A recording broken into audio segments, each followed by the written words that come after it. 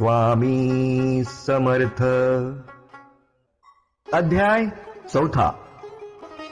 स्वामींच्या कृपा प्रसादामुळे चोळाप्पाचं आयुष्यच बदलून गेलं होतं.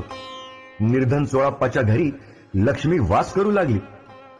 स्वामी महाराज नाना प्रकारे चोळाप्पाची परीक्षा घेत होते.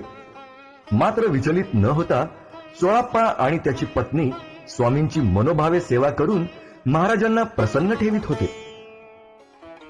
महाराजांचे दैवी सामर्थ्याच्या कथा दूर दूर पसरल्यामुळे गावोगावची मंडळी आपल्या अडचणींचे निवारण व्हावं म्हणून स्वामींच्या भेटीला येऊ लागली होती. स्वामी देखील त्या भक्तांच्या समस्या दूर करीत होते.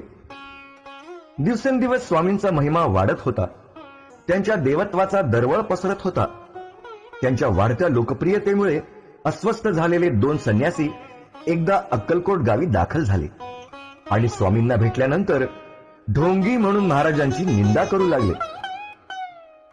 स्वामींनी अंतर्ज्ञानाने या संन्यास्यांचा स्वार्थ हेतू जाणला. त्यांचं खरं रूप लोकांसमोर यावं यासाठी महाराज त्यांना घेऊन एका भक्ताघरी गेले. स्वामी आल्याची वार्ता पसरताच महाराजांच्या भेटीसाठी भक्तगणांची गर्दी सुरू झाली.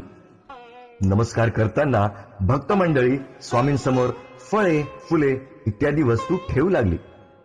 निरीच्छा भावनेनं स्वामी महाराज त्या वस्तू बाजूला बसलेल्या संन्याशांसमोर सरकवू लागले. फळांचा आणि वस्तूंचा ढीग पाहून संन्याशांच्या तोंडाला पाणी सुटलं. सायंकाळी स्वामी भेटीला येणाऱ्या भक्तांची रांग संपली तेव्हा सेवक जमलेल्या वस्तू घेऊन घरात गेले.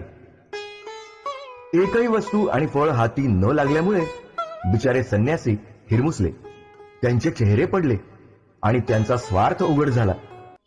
श्री स्वामी समर्थ.